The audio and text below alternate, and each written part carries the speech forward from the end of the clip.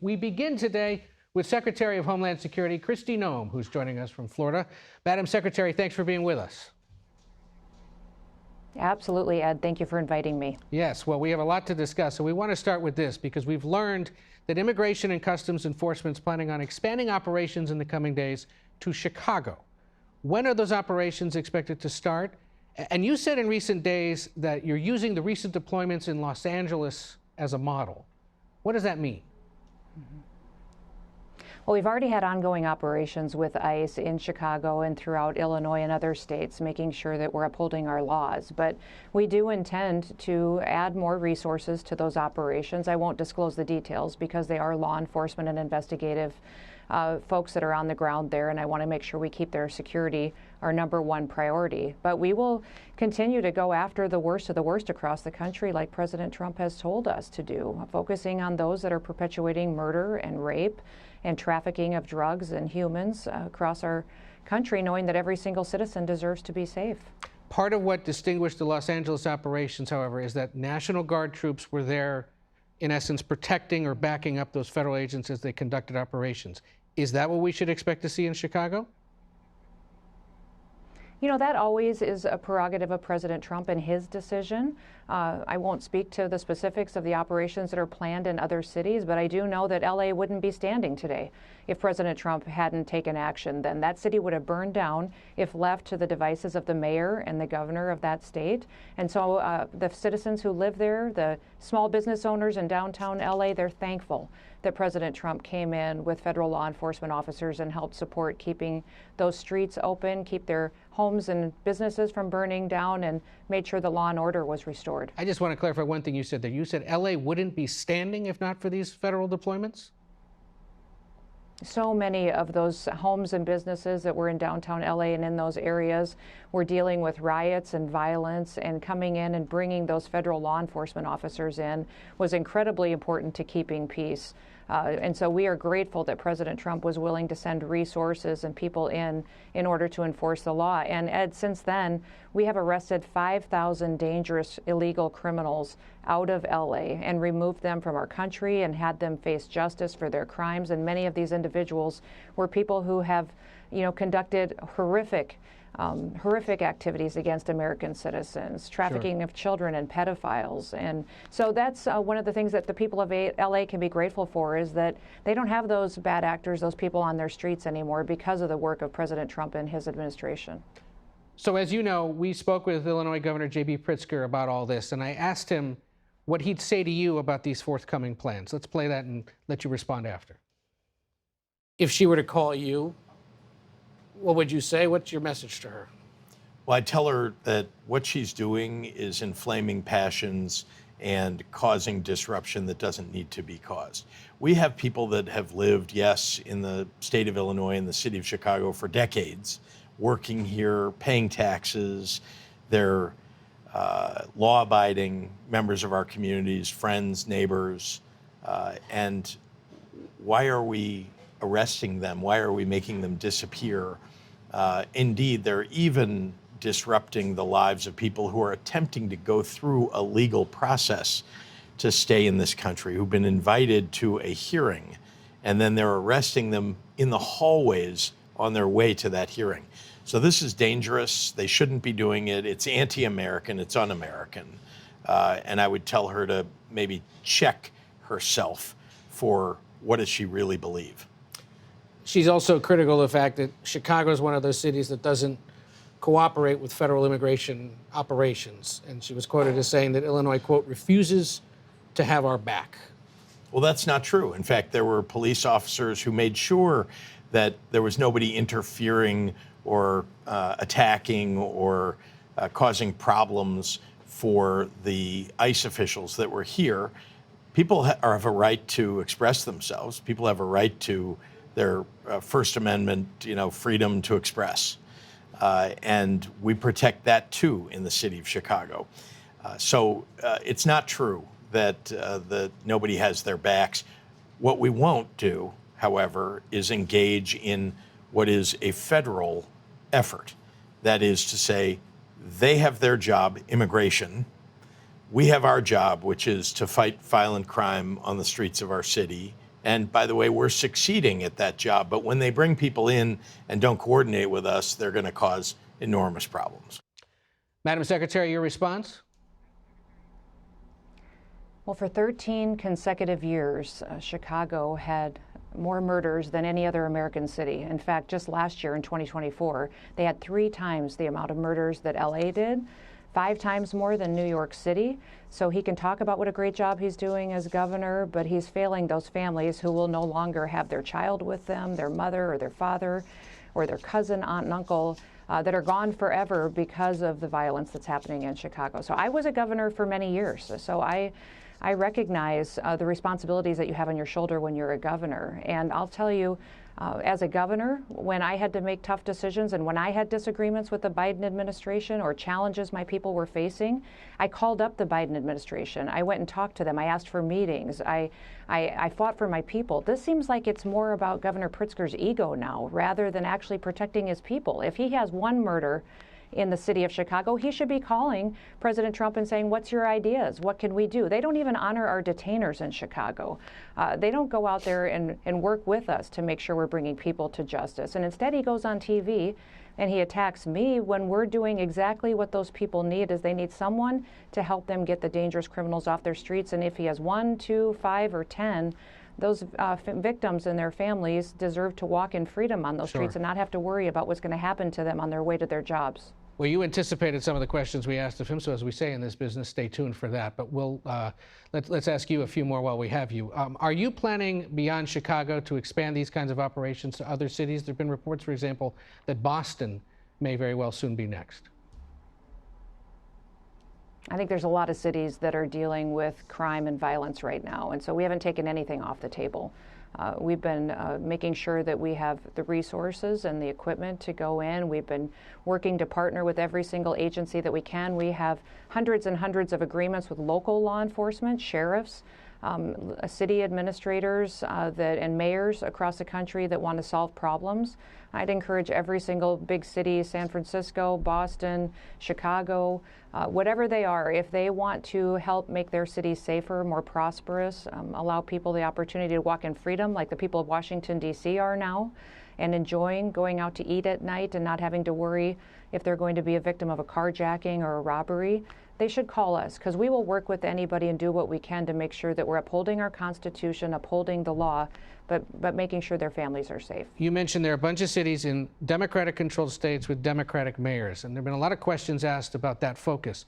There are Republican cities with major crime issues as well, and we haven't heard about plans to deploy, say, to Dallas or to Oklahoma City or to cities in Louisiana, Alabama, and Mississippi that have considerable crime rates, in some cases higher percentage-wise than those other cities you mentioned. Are there plans to go to red states and Republican-controlled cities in this kind of way?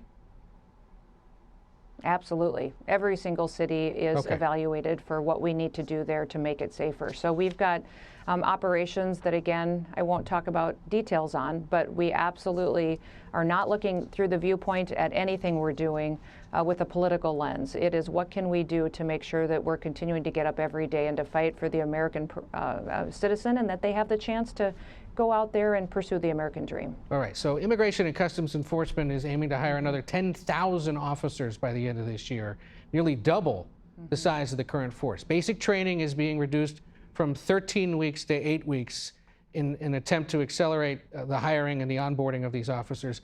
There's signing bonuses, some age caps have been lifted. Did the hiring standards get lowered in part to meet this daily quota of 3,000 arrests? Oh, what we've done as far as recruitment, and again, Ed, we've got over 130,000 people that have applied to be a part of that 10,000 new hires within ICE. But we did not reduce any of the qualifications or time frames. What we did was that we made sure that we were being much more efficient in getting these officers out on the street and giving them more opportunity to get trained quickly and recognize the previous training that they had. If they were a previous law enforcement officer or someone that wanted to come back out of retirement, we facilitated that. Where before the federal government had ignored those individuals or put them through classes that they had already qualified for or become masters at. So I think that streamlining is what needed to happen, and we're so grateful that so many other retired law enforcement officers or those from different areas of the country say, listen, I want to be a part of what ICE is doing, because these individuals are out there making sure that they're going after dangerous criminals and bringing them to justice, and making sure that if they're here in this country and they've perpetuated these crimes and violence, that they have the opportunity to go home to their own home country and face consequences there as well. One of the most high-profile examples of someone who's been rounded up by ICE in recent months is Kilmar Abrego Garcia, and the fate of his situation is still up in the air. He's awaiting trial on human smuggling charges set for January in Tennessee. But your department's also working to get him deported to Uganda. If he broke the law in this country, as the administration alleges, shouldn't he be held here and face charges here instead of being deported? Well, prosecution decisions are always made by the Department of Justice and Pam Bondi's department, so we will let them do that. Although this individual does have criminal charges pending, he has charges pending against him civilly as well. And the one thing that we will continue to do is to make sure that he doesn't walk free in the United States of America. This individual was a known human smuggler, a MS-13 gang member, an individual who was a wife beater, and someone who was so perverted that he solicited nude photos from minors, and even his fellow human traffickers told him to knock it off. He was so sick in what he was doing and how he was treating small children. So he needs to never be in the United States of America, and our administration is making sure we're doing all that we can to bring him to justice. But I heard you say that we're going to let the Justice Department do that. Does that mean the push to deport him to Uganda is off? Oh, we will still continue to pursue all options. Okay. We will make sure that he's not released into this country. So regardless of that, yes, absolutely. He's not an American citizen and he shouldn't be here, and especially because of his dangerous criminal activities, we should ensure that we leave every avenue on the table. Got it. So among other things, you oversee FEMA, the Federal Emergency Management Agency, as we hit the peak of hurricane season, and we're marking the 20th anniversary of the landfall of Hurricane Katrina this weekend 20 years ago. Is the federal government prepared to respond to a major disaster at this moment?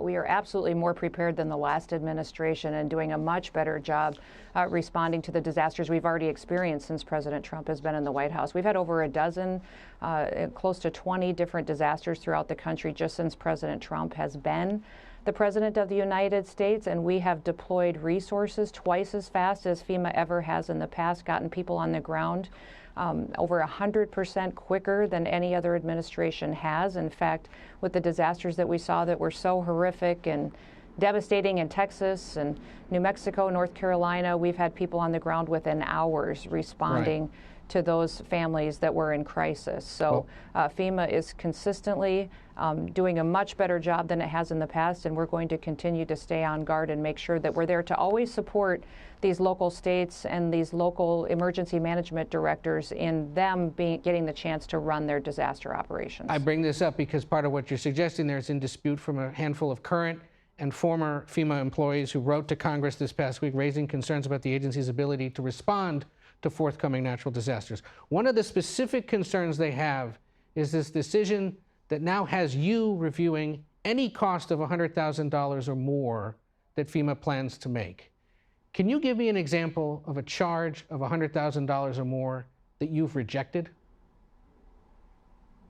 Yeah, absolutely. We paid hundreds of thousands of dollars, millions of dollars to a one-woman firm to deliver to us 30 million meals, and she delivered only 50,000 to us. And it was a one person that the federal government had contracted with in order to deliver 30 million, and I don't know how they ever expected one person to do that. We had a person that was being paid hundreds of thousands of dollars to book meetings that of less than 10 to 15 people, and with no meetings that we saw that were productive or couldn't be done by sending an email. Over and over again, we're looking at these contracts and looking at the fact that, are they duplicative? Are they just supporting woke ideologies, DEI, or are they actually delivering disaster response, which is what FEMA's job is to put in place operations to support states and local governments to take care of people.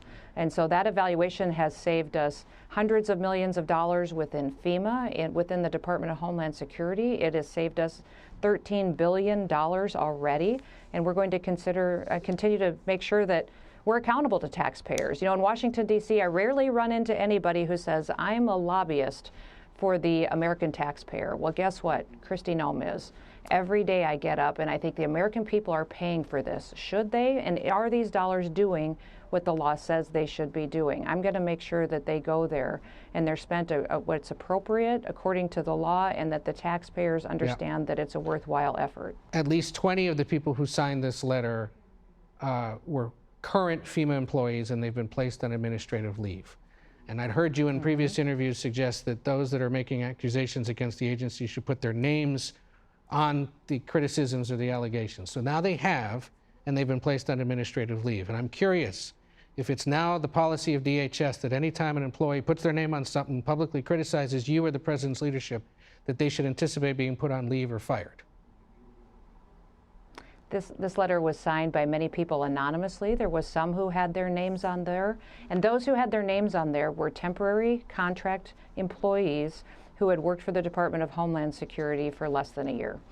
Individuals who are not long-term FEMA employees who grab a hold of the mission to be there to go and serve individuals and are deployed across the country and have for years to make sure they're responsive to families in their time of need. So absolutely every employee will be evaluated as to if they're doing their job and if they're doing it appropriately. And my hope is that every single person within the Department of Homeland Security, but also in this government, gets up every day wanting to make America safer, wanting to do their job and to contribute to that in a very productive way. All right. Homeland Security Secretary Kristi Noem joining us this Sunday from Florida. Thank you so much. Lots to discuss. We appreciate it.